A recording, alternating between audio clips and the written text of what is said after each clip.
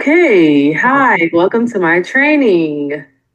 Today, we're going to be doing some experimental design. So, have you heard of that? I have, unfortunately. Okay, okay. So, are you familiar with it, or you just have like a general idea of what it is? What?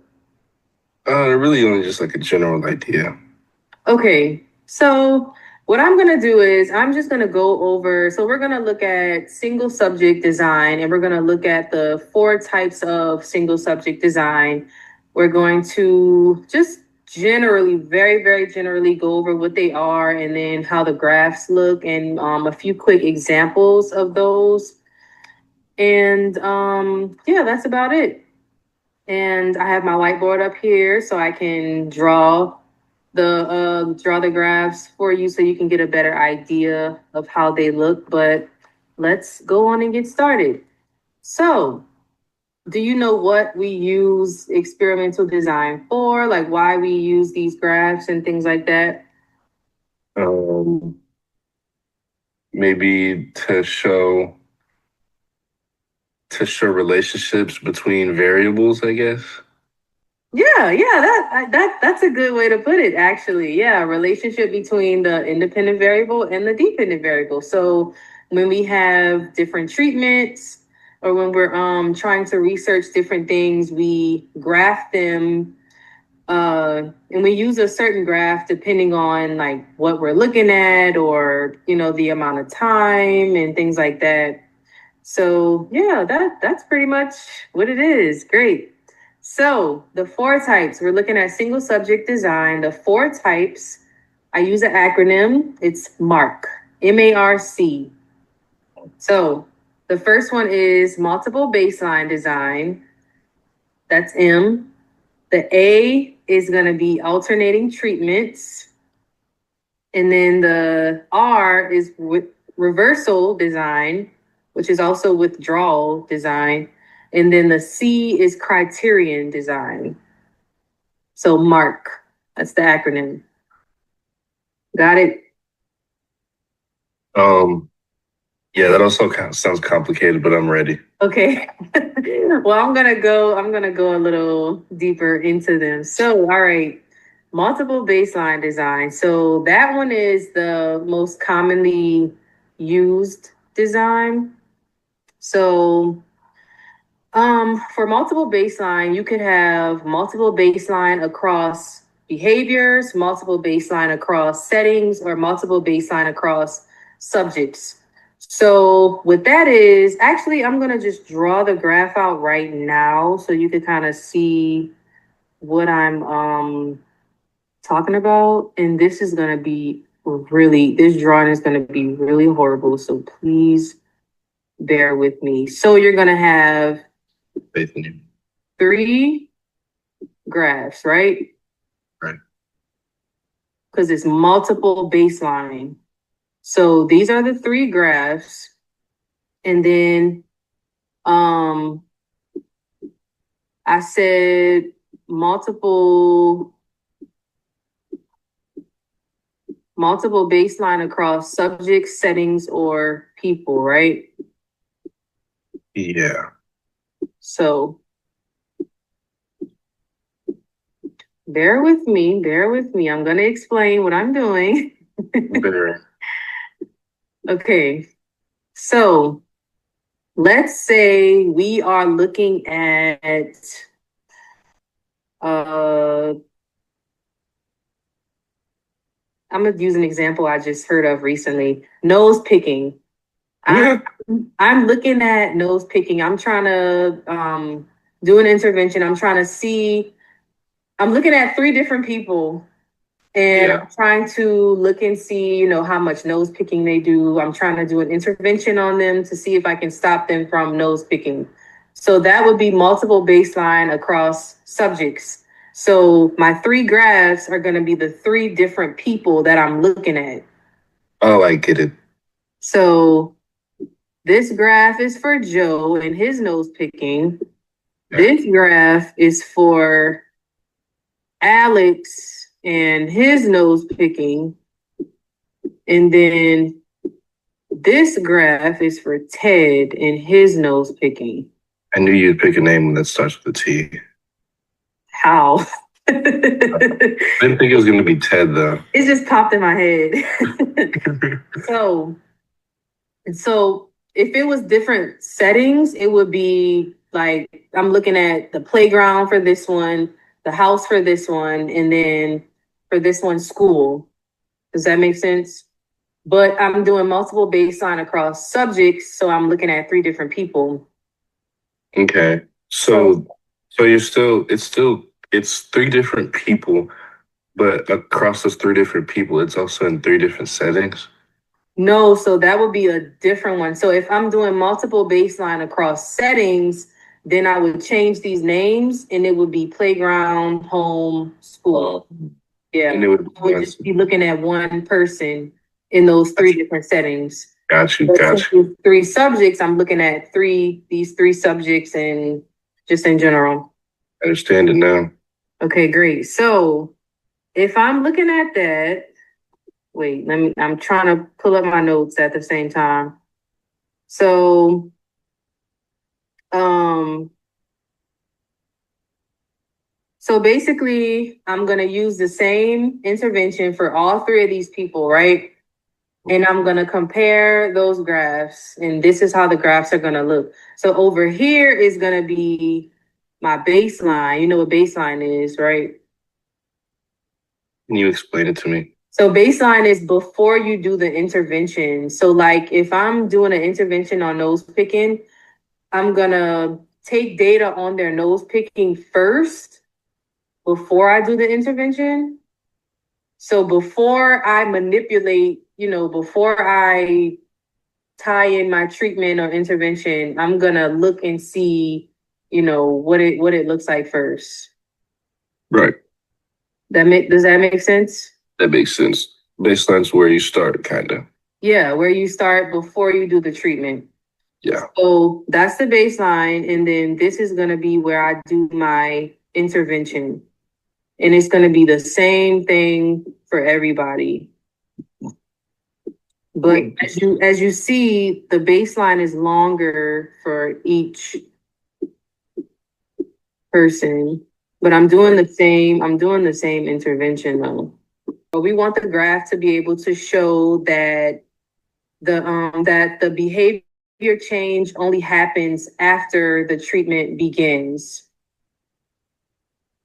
So if we're teaching this behavior to these different people, we want to make sure that the behavior change happens after the treatment. We don't want it to be like after a certain time it changes. Like we want to make sure that the change is actually happening after the treatment begins. And a good way to tell that is by, having these graphs start at different times. Does that make sense? It makes sense. That makes sense, actually. Okay. All right. Great. I get it. I get it. So like for this one, we might start the intervention after 3 days, for this one after 6 days, for this one after 9 days. But regardless of how much time has passed, the intervention is the thing that is changing the behavior and not the time. Yeah. Right. Okay. Great. So that's multiple baseline. I'm not going to. Our next one, which is going to be A, alternating treatments design. So alternating treatments have different names. You probably heard of some of the other names like multi-element baseline design, concurrent schedule design, multiple schedule design, things like that. But for the purpose of this, we're just going to do alternating treatments design. So this one is used for like functional analysis, and you have two or more treatments that are implemented rapidly, and then they're compared for effectiveness.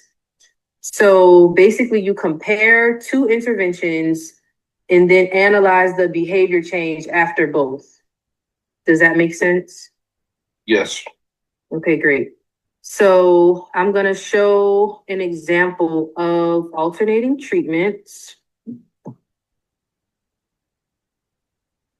I'm going to show an example graph. So, all right. So we have our graph. Let's say we're looking at, I don't know, which think of an example. I probably should have thought about that. Mm,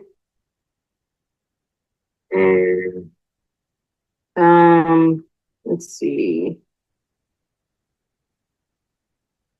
All right, so we're comparing strategies, and let's say we're looking at 10 days or whatever. This is the number of days. Ooh, that's, you know what? Forget it. bro, what? I, you get the picture. I'm just gonna put the IV, independent variable, you know that, and then the DV, right?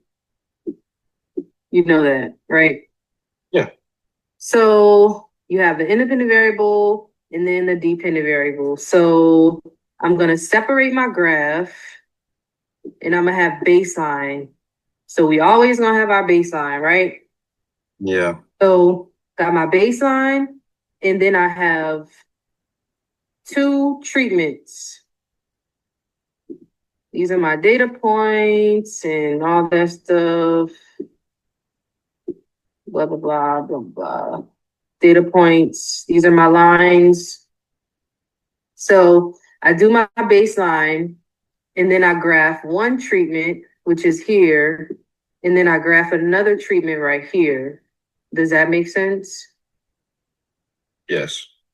So I'm gonna um so basically these treatments are gonna be introduced alternately during the intervention phase, hence alternating treatments design.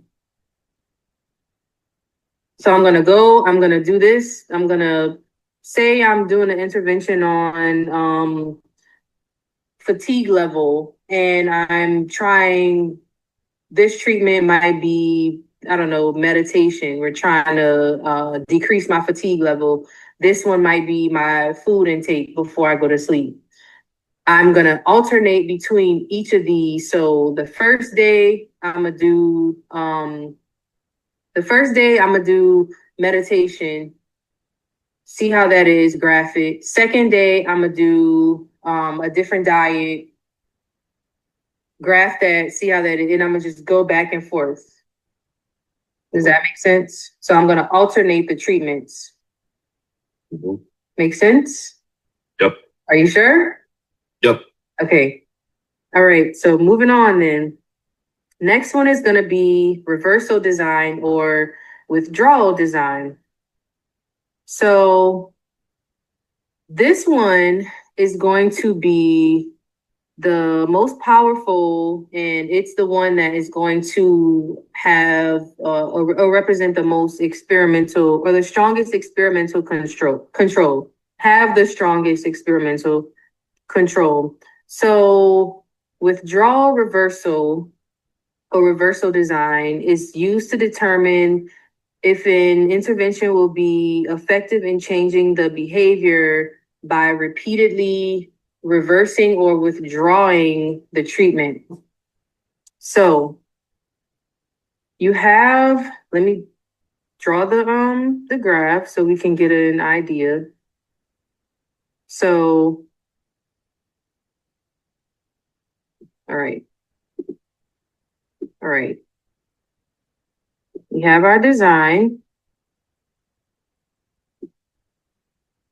So when you think of withdrawal reversal, you can think of ABAB design. Have you ever heard of that? Um,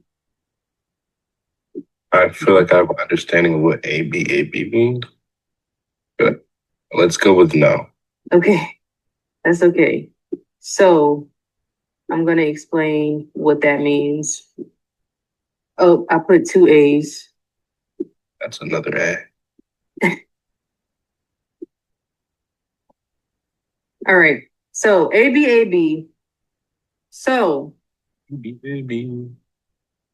all right. So I'm going to use an example. This is my session number.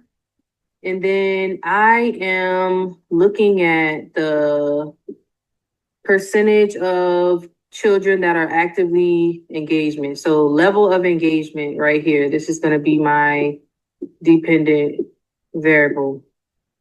A is going to be the baseline. A baseline. B is for bring treatment. So that's why we say reversal. I mean, reversal and withdrawal. I just added those two words together. That's why we say withdrawal or reversal, because we're going from baseline back to treatment, then baseline, then treatment. Does that make sense? Yeah.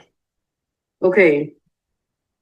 So withdrawal just means you remove the treatment and then return to baseline. So treatment is removed and then we return to baseline here. And then reversal is just the treatment is going to be reversed to a different treatment. But either way, you're going from here to here to here to here during the course of the experiment.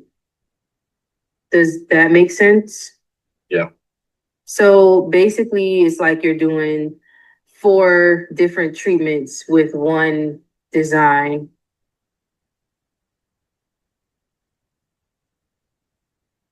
So basically we try something and then we stop it and try it again.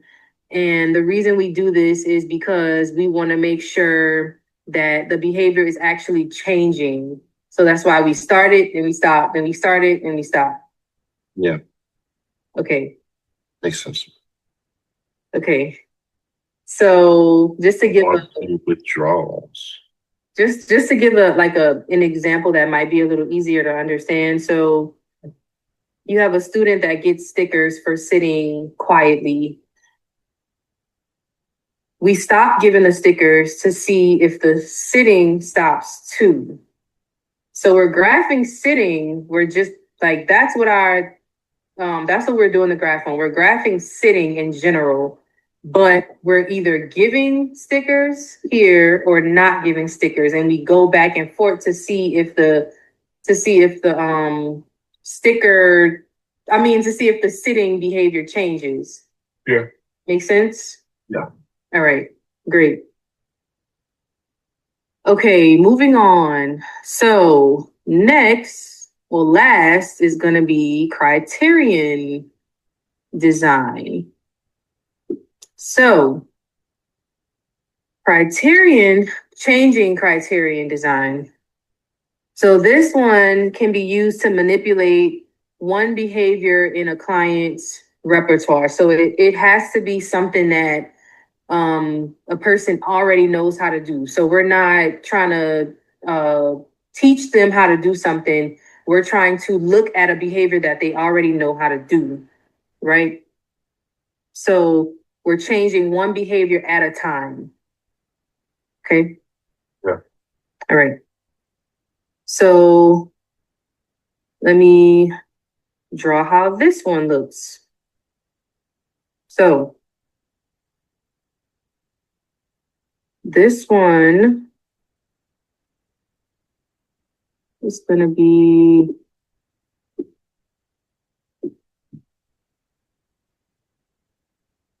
we have our baseline, like always, baseline. And then, bear with me, my lines are going to be looking crazy. Like, as you can see, The graph is going up, and I have these little gaps in between. Those four. So let me get to that.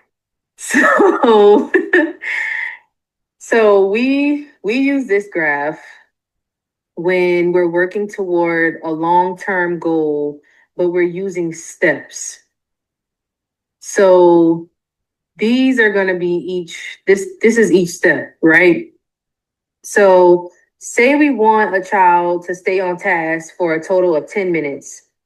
We start with 2 minutes, 2 minutes, then 4, then 6, and we give praise or give some kind of reward each time they get to the next step. So that's why you have these gaps in between, because we're going, it's the same intervention, but we're changing up it's like you're changing the criteria of the intervention throughout the experiment. Mhm. So that's what these are, the different like criteria. Does that make sense? No? Not really. Okay. All right. Okay. I'm gonna keep going. So the graph looks like a staircase. Like the graph looks like this and it goes up because as the behavior goes up in steps as the expectations go up. So I get an example. Huh? You have an example? Yeah. Okay. So let's say I'm trying to shape behavior, like how I just gave the example of a child that's trying to stay on task. So Yeah. I'm trying to get it to where this child is staying on task for 20 minutes. So 20 minutes is going to be up here. So I'm trying to get it to where so right now this child is at 2 minutes. She's staying on task for 2 minutes, and I'm graphing like this is part of my graph where I'm graphing whether how long she's staying on task, if she's able to do it for 2 minutes. Once she reaches 2 minutes here, then I'm gonna move up to 4. Right. So I just changed the criterion because she reached that 2 minute mark. Right. Oh, yeah. So, and then I'm gonna keep doing that. Now she got to 4. I'm graphing. We did 4 minutes for like 3, 4, 5 days, whatever. I'm graphing that, and then once she masters that, I'm gonna move on to 6, and then I'm gonna keep doing it all the way up until I get to 20. That's why the graph keeps going up. But these lines are a little different, just because I'm still at 2 minutes right here. Yeah. Does that make sense? Yeah, I get it now. Are you sure? Yeah, I do. Okay. You still look a little confused. No, no, I swear I get it. Okay, all right. Okay, good, good, good. So that is changing criterion, and that's really it. I'm not going to go too deep into each one. This is just a general idea of single subject design, but that's pretty much it right there. You have any questions? Yeah. No. Okay, great. Thank you so much for coming to my training. I'll see you next time.